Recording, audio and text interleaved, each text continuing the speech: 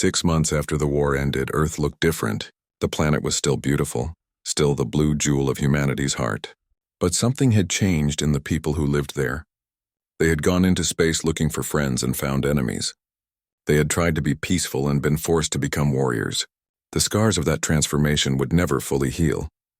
Major Hyunwoo stood on a stage in Geneva, wearing his dress uniform. Around him sat hundreds of other officers, all waiting for their turn to testify. The International War Crimes Tribunal had been in session for 3 months now. Both sides were being judged. Draxian leaders who ordered the colony attacks. Human commanders who went too far in their revenge. Admiral Borum sat in a special chair reserved for the accused. She had voluntarily submitted herself for trial, insisting that if they were going to judge the aliens, they had to judge themselves too. The charges against her were serious. Ordering the orbital bombardment of a council military base that had civilian workers present. 3,000 aliens died in that attack. 3,000 people who might have been innocent. Hyunwoo was called to testify. He walked to the witness stand slowly, aware that billions of humans and aliens were watching this broadcast. What he said today would matter, would help decide what kind of species humanity wanted to be going forward. Major Hyunwoo, the judge said, you served under Admiral Borum during the war. You were present when she gave the order to bombard the Kara 7 facility. Tell us what happened. Hyunwoo took a deep breath. He could lie, could protect his commander, but that would defeat the purpose of this trial. They were trying to hold themselves accountable, to prove they were better than their enemies. The Kara 7 facility was a major weapons manufacturing plant, he began. Our intelligence said it was purely military. But there were civilian workers there, engineers, maintenance staff. We knew that. Admiral Borum knew that, the crowd murmured. Borum sat motionless, her face blank. She asked me for my opinion, Hyunwoo continued. I told her we should wait. Find a time when the civilians were not present. But she said we could not wait. That facility was producing the weapons being used to kill our people. Every day we delayed, more humans died. So she gave the order. And how do you feel about that order now? The judge asked. Hyunwoo was quiet for a long moment. I think it was wrong. I think we could have found another way. But I also understand why she did it. In war, there are no perfect choices. Only terrible ones. The Admiral chose to save human lives by taking alien lives. Was it right? No, was it understandable? Yes. He looked directly at Borum. She should be held accountable for that decision, but she should not be hated for it. She did what she thought was necessary to protect Earth. She was wrong, but her intentions were not evil. The testimony continued for hours. Other officers spoke about other incidents. Times when human forces killed retreating soldiers. Times when they destroyed civilian infrastructure. Times when the line between justice and revenge became blurred. A young journalist named Jiwoo had been investigating the war for months.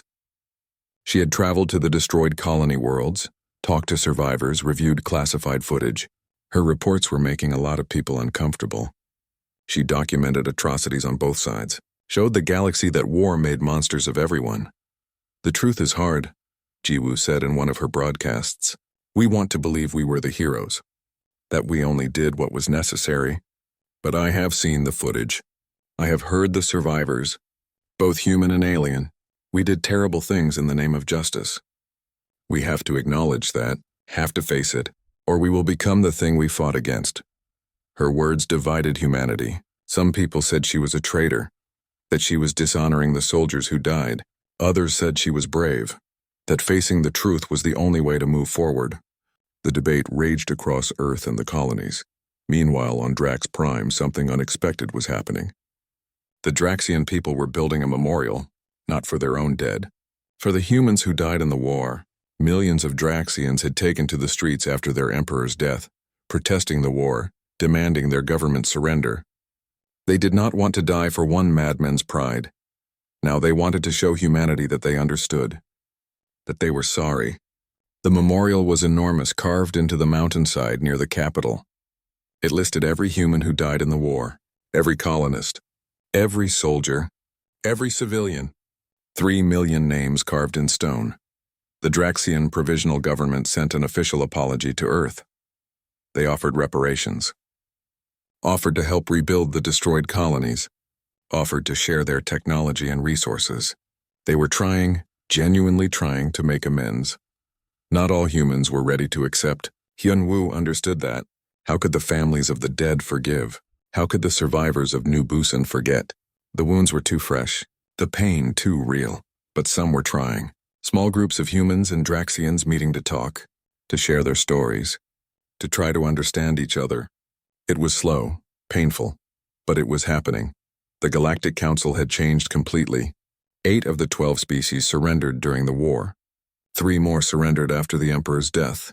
Only 1 species still refused to negotiate, and they were blockaded, isolated, slowly being convinced that peace was their only option. The Council reformed itself. New leadership, new rules, and humanity was given a permanent seat at the table. The Treaty of Terra, signed in Earth's capital, established humanity as a major galactic power, equal to any other species, protected by law, guaranteed sovereignty. But the treaty also established something else.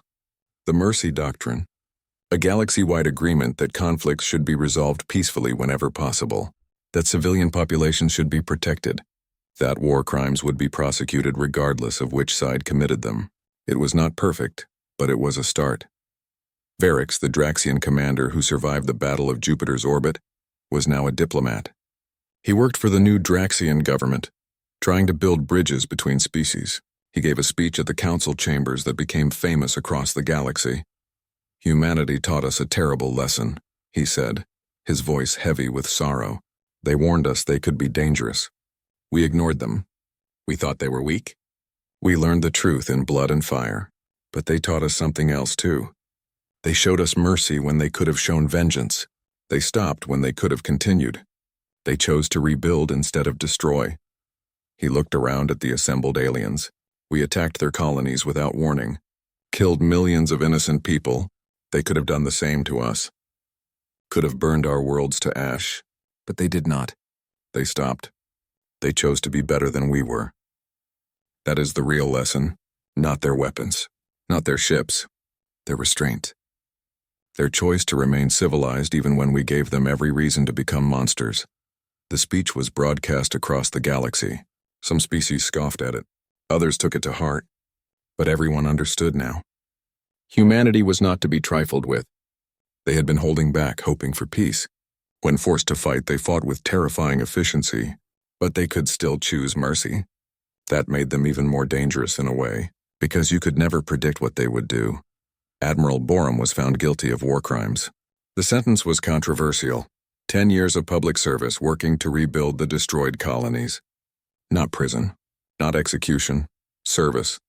She accepted the sentence without complaint. I did what I thought was right, she said at her sentencing.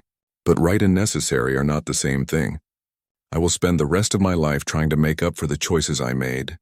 Hyun-woo was offered a promotion, command of an entire fleet, a chance to be one of the most powerful people in human space. He turned it down. Instead, he requested assignment to New Busan. The colony was being rebuilt, slowly, carefully, turning the ruins into something new. A memorial and a home, a place to remember and a place to live. He wanted to be part of that, wanted to help build instead of destroy, wanted to do something good with what remained of his life. On the first anniversary of the war's end, a ceremony was held at New Busan. The ruins had been cleared. A beautiful memorial garden had been planted. 2 million names were carved into black stone. Human names. The people who died when the Draxians attacked. But next to the human memorial, another had been built. This one listed the alien dead, all the soldiers and civilians who died in humanity's revenge. 3 million names. More than died on the human side. Hyun-woo stood between the 2 memorials, feeling the weight of all those lost lives. He was not sure how to feel about this. Was it right to honor the enemy dead? They started the war. They killed first, but they were still people. Still living beings with families and dreams. And many of them had not wanted war, had not chosen this. They died because their leaders made bad choices. Just like the humans who died, a small figure approached. A young Draxian, maybe 10 years old in human terms. The child carried flowers, moving slowly, nervously, clearly afraid. The child had probably been taught that humans were demons, monsters who killed without mercy. Hyun-woo knelt down, making himself smaller, less threatening. The child stopped, trembling. The drop pod screamed through HFY's atmosphere like falling stars. Inside one of them, Major Hyunwoo checked his weapons for the 10th time. Around him, 19 other soldiers did the same. They were the best fighters humanity had. Ghost Brigade operators who could infiltrate anywhere. Reaper pilots who could survive anything. Veterans who had seen the worst of this war and kept fighting. 200 soldiers total, split across 10 pods. Their mission was simple but impossible. Land in the Draxian capital city, fight through millions of enemy soldiers, infiltrate the Imperial Palace, disable an ancient superweapon, and capture or kill the Emperor. All in less than 40 hours. 30 seconds to landing, the computer announced. Colonel Sora's voice came through the comm. Remember, we are not here to massacre civilians. We fight soldiers. We fight guards. But if you see civilians, you let them run. We are still human, even if they made us into killers. Hyunwoo agreed, but wondered if the Draxians would show the same mercy. Probably not. They would throw everything at the human invaders. But Sora was right. They had to try to stay human. Otherwise, what were they even fighting for? The pod hit the ground like a meteor. The doors blew open and Hyunwoo charged out into chaos. They had landed in the middle of the capital city, right in the merchant district.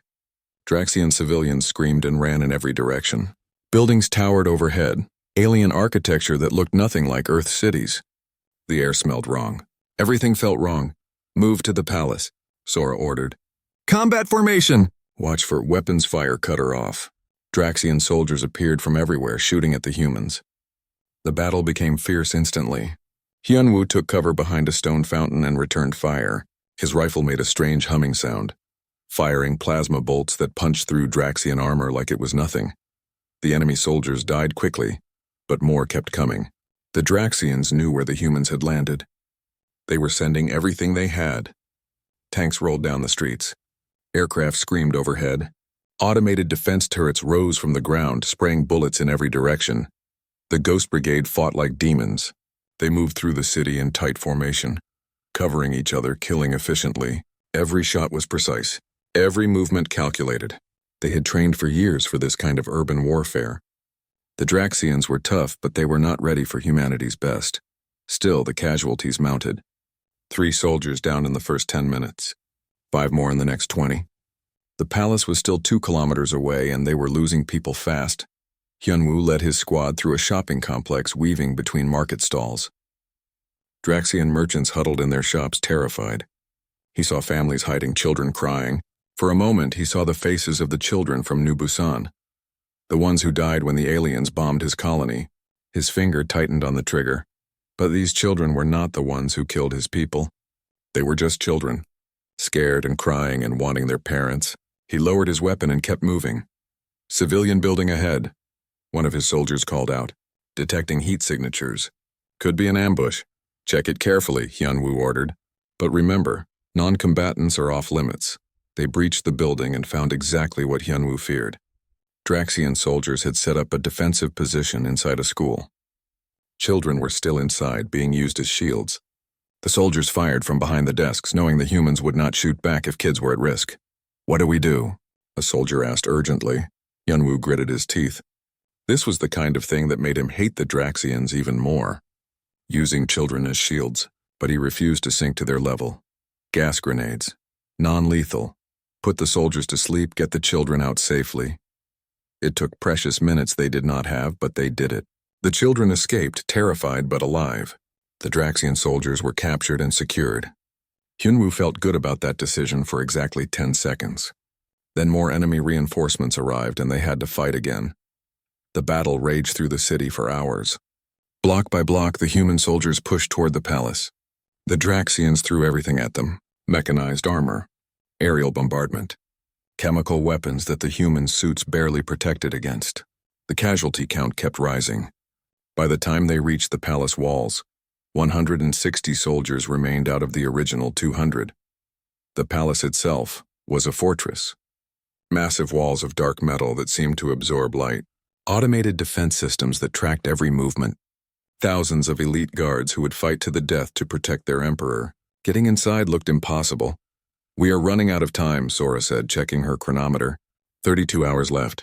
If we do not disable that weapon soon, the Admiral will have to make a terrible choice. Dr. Suman's voice came through from the fleet above. She was the moral counselor assigned to monitor the mission.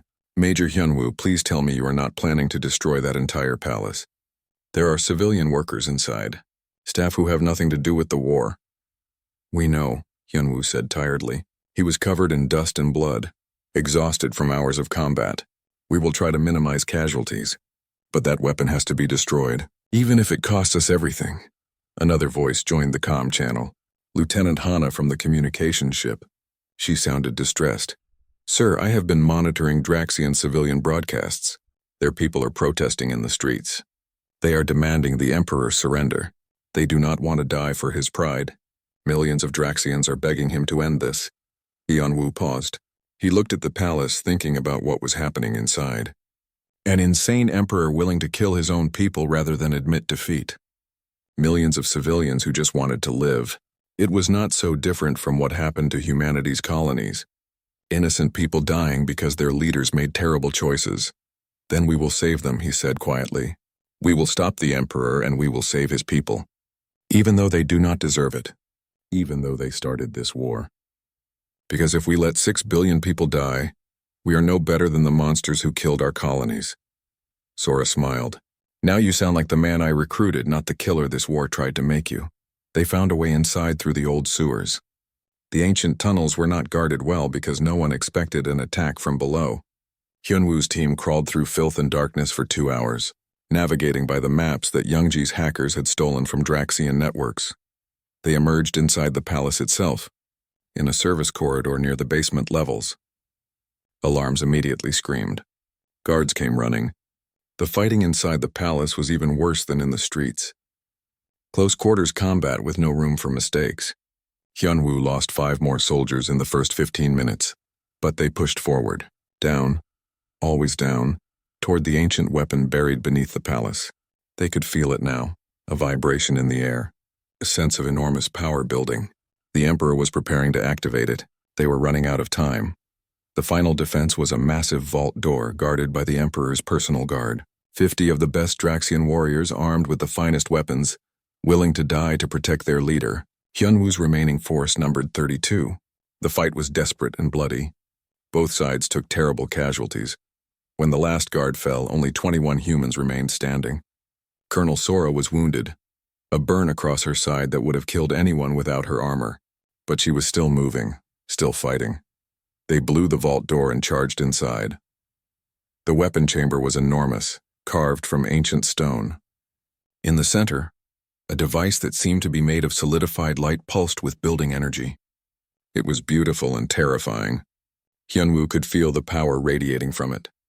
This thing could really destroy a star, could really kill billions. Emperor Draxus stood at the control panel, his claws on the activation lever. He was old for a Draxian, his scales gray with age, but his eyes burned with hatred and madness. "You are too late, humans," he screamed. "I have begun the activation sequence. In 10 minutes, this weapon will destroy the star. My people and yours will all die together. At least I have the satisfaction of taking you with me." Hyunwoo raised his rifle, but he could not get a clean shot. The Emperor was using the control panel as cover. If they damaged the controls wrong, they might trigger the weapon immediately. Sora studied the device with her scanner. Her face went pale. He is right. The activation sequence is running. I can disable it, but someone needs to input the shutdown codes manually. From inside the device's core. What does that mean? Hyunwoo asked, though he already knew the answer. It means someone has to go inside that thing and shut it down by hand. The radiation inside will kill them in seconds. Even our suits cannot protect against it. Whoever goes in is not coming back out. The team went silent. They all understood. Someone had to sacrifice themselves. Someone had to die so billions could live. "I will go," Hyunwoo said immediately. "No," Sora said firmly. "You are the mission commander. Your people need you. I will do it," she smiled sadly. "I have been fighting this war since the beginning. I am tired, Hyunwoo, so tired of killing. Let me do one good thing before I die." 2 months after the Battle of Jupiter's orbit, the galaxy was learning to fear. Council worlds woke up each morning not knowing if they would survive the day. Human ships appeared without warning, struck their targets and vanished before defenses could respond. The mighty Galactic Council was bleeding from 1,000 cuts and they had no idea how to stop it. Colonel Sora led the Ghost Brigade, humanity's most elite special forces unit. They did not fight in space battles. They did not command fleets. They did something much more personal. They hunted the leaders who ordered the attack on human colonies. They made sure those leaders paid for their crimes. Tonight, Sora stood on the balcony of a luxury tower on the Draxian colony world of Corvin 3. Below her, the alien city glowed with lights. Millions of Draxians going about their lives unaware that death had come to visit.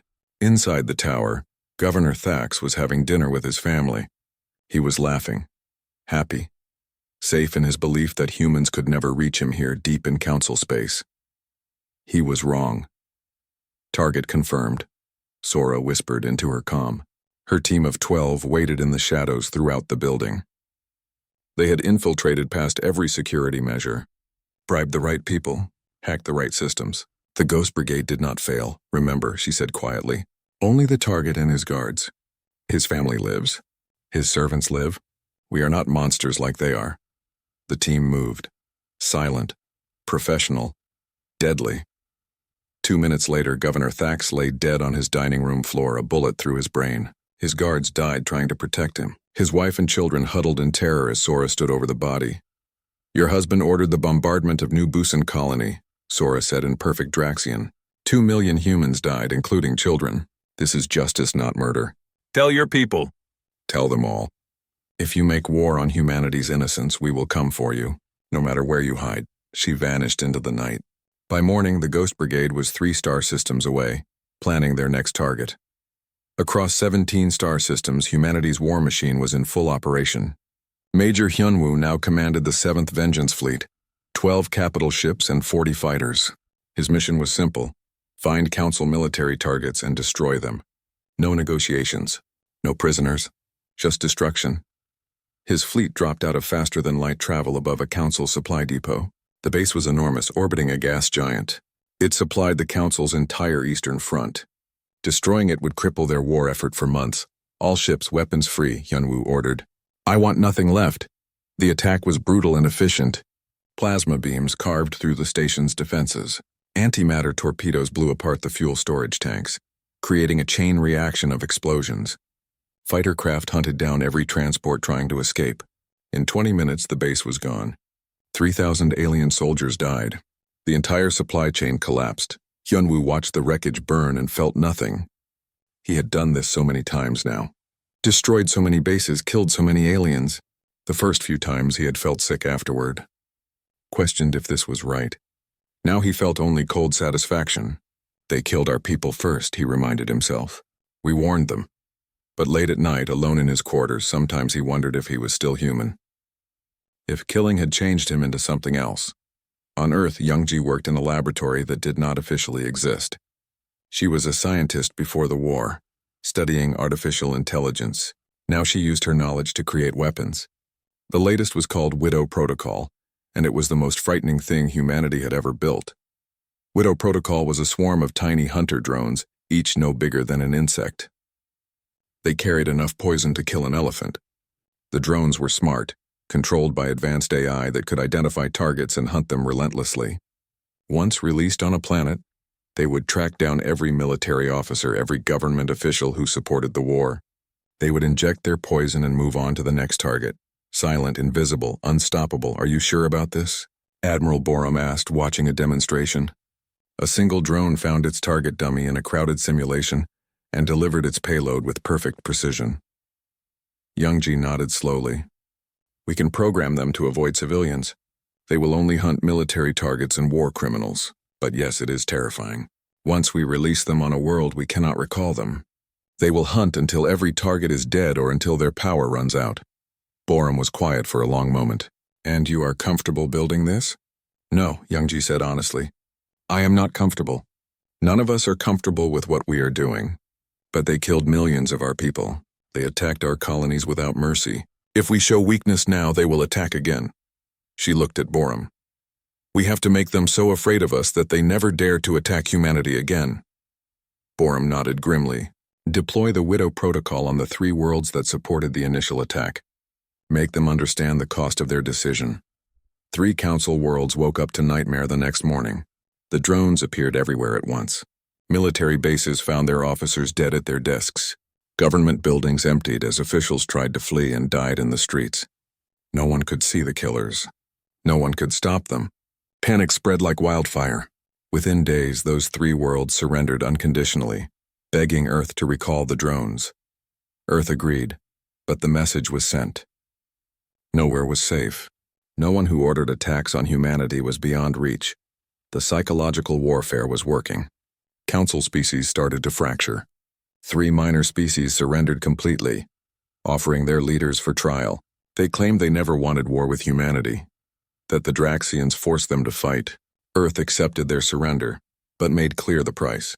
War crime tribunals, reparations, total military disarmament, but the Draxians refused to give up. Emperor Draxus, ruler of the largest council species, made a defiant speech.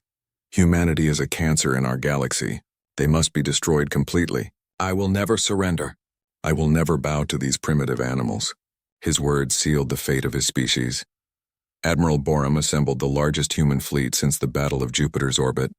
100 capital ships, 500 support vessels, 10,000 fighters. The entire armada moved toward the Draxian homeworld of HFY. The message was clear. End this war, or your homeworld burns. Yunwu was part of that fleet, commanding his vengeance group. As they approached HFY, he felt strange.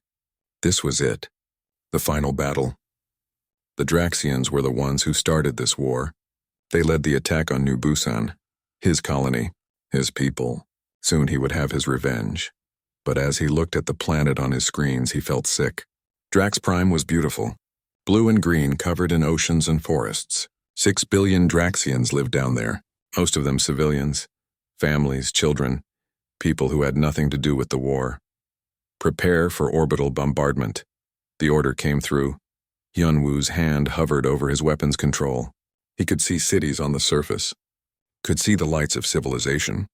How many innocent people would die if he pressed that button? How many children would burn? Was this justice or revenge? Before anyone could fire, a transmission came through from the surface. Emperor Draxus appeared on every screen, his face twisted with hatred and desperation. "Attention, human fleet," he snarled. "You think you have won? You think I will surrender my empire to you? Never. I would rather destroy everything than submit to primitives." Behind him, a massive device powered up. Ancient technology that hummed with terrible energy. Hyunwoo's sensors went crazy, detecting power levels that should not be possible. "What is that?" someone asked in horror. A scientist's voice came through, shaking with fear. "It is a Starkiller, an ancient weapon. If he activates it fully, he can destroy this entire solar system. He is going to kill his own world rather than surrender." Emperor Draxus laughed. "You have 48 hours to retreat from my space. If you do not leave, I will activate this weapon. My people and I will die, but we will take you with us. You want war without mercy? I will show you what that truly means." The transmission ended. The human fleet hung in space, frozen. They had come to end the war. Instead, they might trigger the destruction of an entire solar system. 6 billion Draxian civilians held hostage by their own insane emperor. Admiral Borum's face appeared on Hyunwoo's screen. She looked older than she had 2 months ago. The war was aging her. Aging all of them. "All commanders, hold position," she ordered. "We need to find another way. I will not murder 6 billion civilians, even to win this war." But everyone knew they were trapped. If they retreated, the council would see it as weakness. The war would continue. But if they stayed, the emperor might actually activate his weapon. Earth would win the war but lose its soul in the process. Hyunwoo made a decision. "Admiral, request permission to lead a ground assault team. Let me take a small force down to the surface. We can infiltrate the capital, disable that weapon, and capture the emperor." There was a long silence. Then Borum spoke. "It is a suicide mission, Major, you know that." "Yes," Hyunwoo said calmly. "But what choice do we have? We cannot kill 6 billion people. And we cannot let that madman threaten the galaxy with his weapon. Someone has to go down there. It might as well be me." The Galactic Council's invasion fleet was the largest armada ever assembled. 10,000 warships from 12 different species, all gathered at the edge of Earth's solar system. They came from races that had conquered hundreds of worlds. The Draxians alone had destroyed 50 species who refused to submit. They were confident, certain of victory. Commander Varix of the Draxian flagship stood on his bridge, looking at the small blue planet on his screens. Earth looked so peaceful, so defenseless. He almost felt sorry for the humans, almost. But they had refused to surrender. They had dared to threaten the Council. That could not stand. Other species were watching. If humans resisted and survived, others might resist too. All ships prepare to enter the system, Varix ordered. Standard suppression formation. We will destroy their military first, then their cities until they beg for mercy. 10,000 ships moved forward as one massive wall of metal and weapons. They expected to find Earth's small fleet cowering near their planet. Maybe a few hundred primitive warships. Maybe some old defense satellites. Nothing that could stop this armada. What they found instead made Varix's blood run cold. Mars was wrong. The red planet looked like it had been transformed into a weapon. The entire surface was covered in metal. Gun batteries, missile silos, shield generators. The planet itself had become a fortress that bristled with enough firepower to destroy a fleet. What is that? Someone gasped on the bridge, but that was not all. The asteroid belt between Mars and Jupiter was not natural anymore. Thousands of asteroids had been hollowed out and turned into weapons platforms. Each one had railguns, lasers, and missile pods. The entire belt was a massive minefield of death and the moon. Earth's moon had cannons built into its craters. Massive railguns that could fire projectiles across the solar system. The beautiful view from Earth's surface hid the truth. The moon was not a natural satellite anymore. It was a gun pointed at the stars. This is impossible, Varix whispered. How did they build all this? When did they build all this? He was about to find out just how much humanity had been hiding. General Yunji stood in the command center buried deep under the Pacific Ocean. Screens showed the alien fleet entering the solar system. She had waited for this moment. Hoped it would never come, but prepared for it anyway. For 30 years, ever since humanity learned faster than light travel, they had been building, preparing, getting ready for the day they met hostile aliens. All stations report ready, her officer said. Yunji nodded slowly. Around her, the room was quiet. Thousands of operators sat at their stations, hands on controls that would unleash hell. Behind her, Admiral Borum watched silently. This was Yunji's show now. She was the one who designed Project Chimera, the secret that Earth had kept from everyone. Send the message, Yunji ordered. Let them hear it one last time. The transmission went out to the alien fleet. Admiral Borum's voice recorded days ago echoed across space. You were warned. You came anyway. May your gods forgive us for what we are about to do, because we will never forgive you for making us do it. The message ended. The aliens had 5 seconds to respond, to turn around, to run. They did not run. Light them up, Yunji said calmly. The solar system came alive with fire. The asteroid belt went first. Thousands of hidden weapons platforms powered up simultaneously. Railguns fired at velocities that bent physics. Each shot was a rod of tungsten moving at 30% light speed. When they hit the alien ships, the kinetic energy was devastating. Shields meant nothing. Armor meant nothing. The projectiles punched straight through capital ships like bullets through wet paper.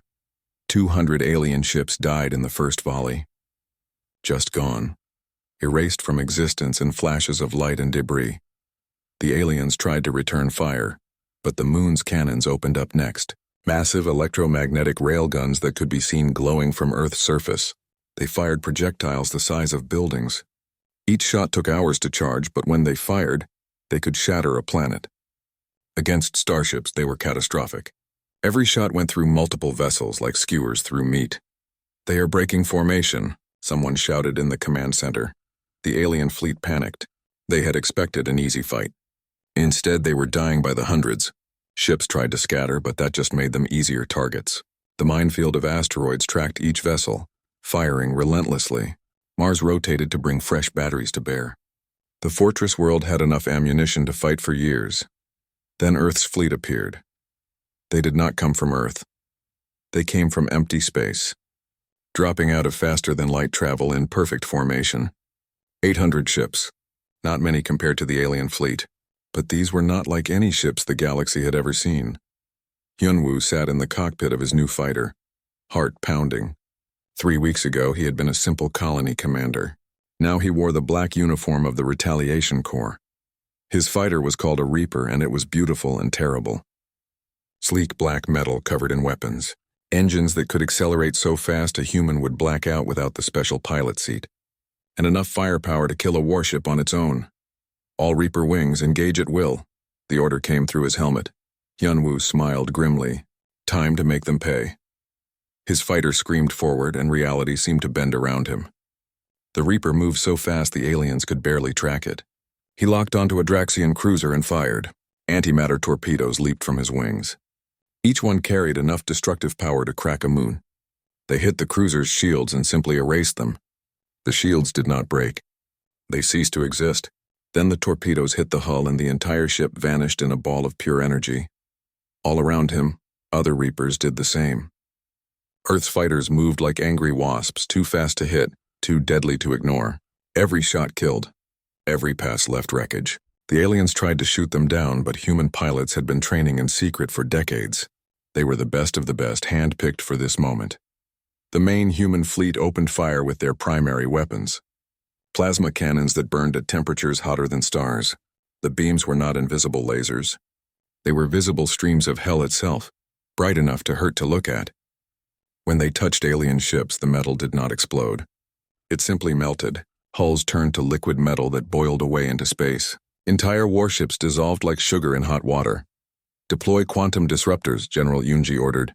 This was the weapon humanity hoped they would never have to use. Quantum disruptors reached out across space and touched the very atoms of enemy ships. Then they made those atoms forget how to hold together. Ships just came apart. Not exploding. Not burning. Just falling to pieces as their molecular bonds broke. Crews did not even have time to scream. 1 second they were there. The next, they were clouds of disconnected atoms floating in space. Commander Varix watched his fleet die. 3,000 ships gone in the first 10 minutes. 4,000. 5,000. The humans were not just fighting. They were slaughtering. His weapons barely scratched their shields.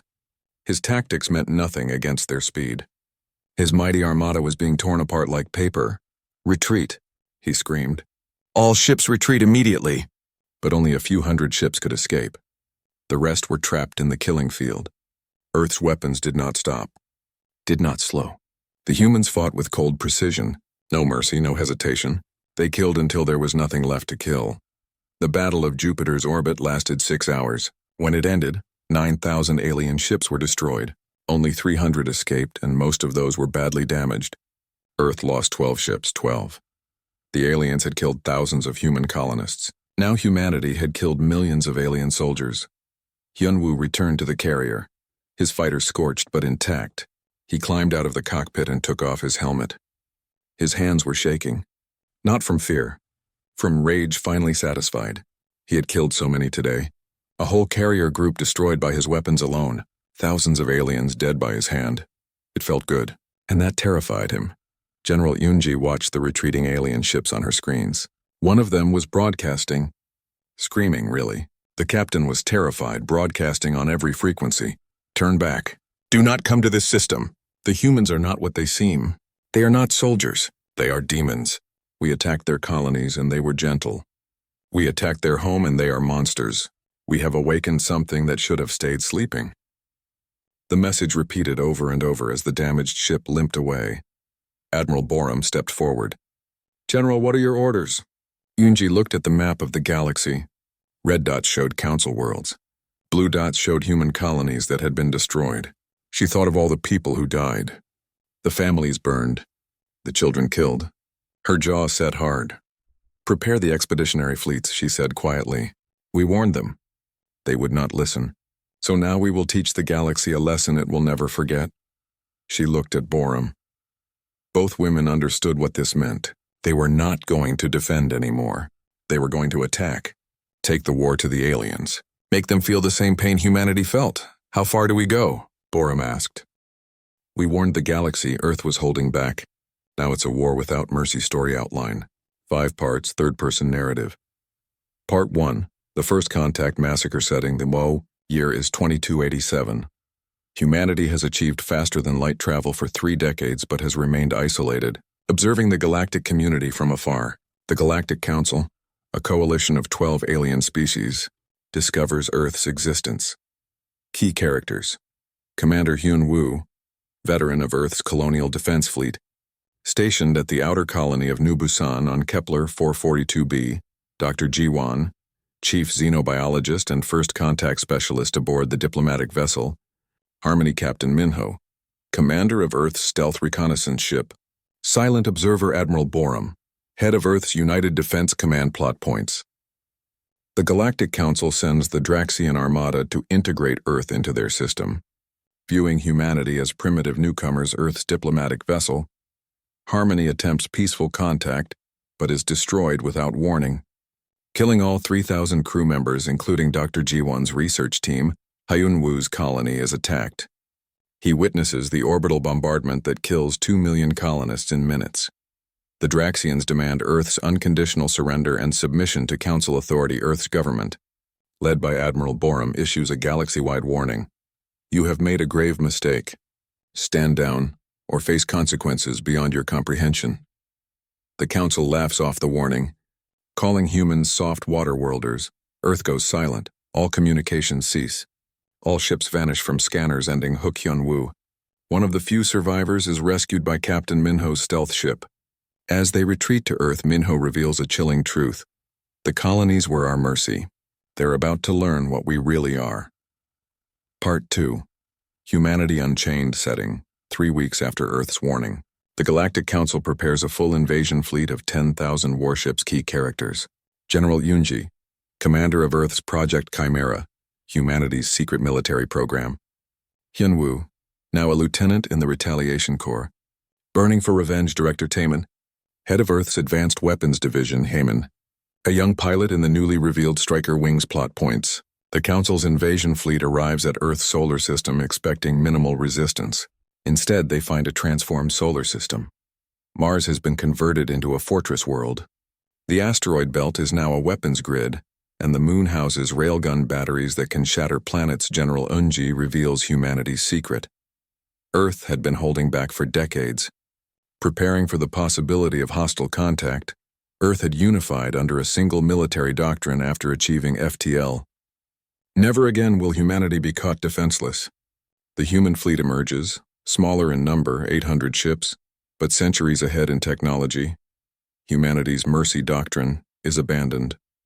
No prisoners, no negotiations, no quarter. Earth's weapons were designed specifically to kill. Antimatter torpedoes, quantum disruptors, and hellfire plasma weapons that burn through shields like paper.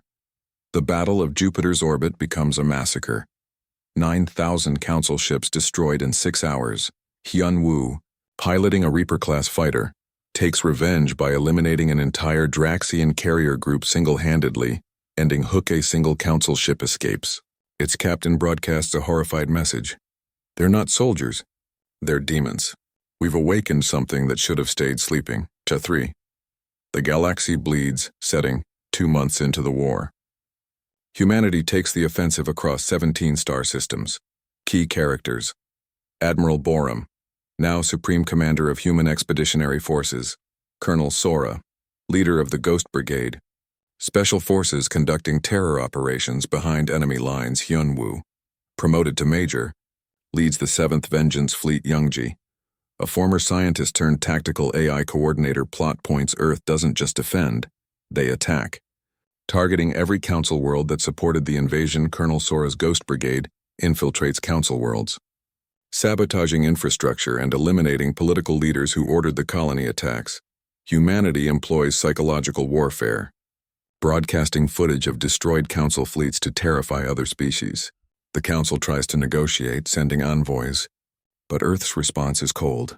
You were given a warning. You chose war. Major Hyun Woo's fleet liberates the ruins of New Busan, finding mass graves of colonists executed by Draxian ground forces.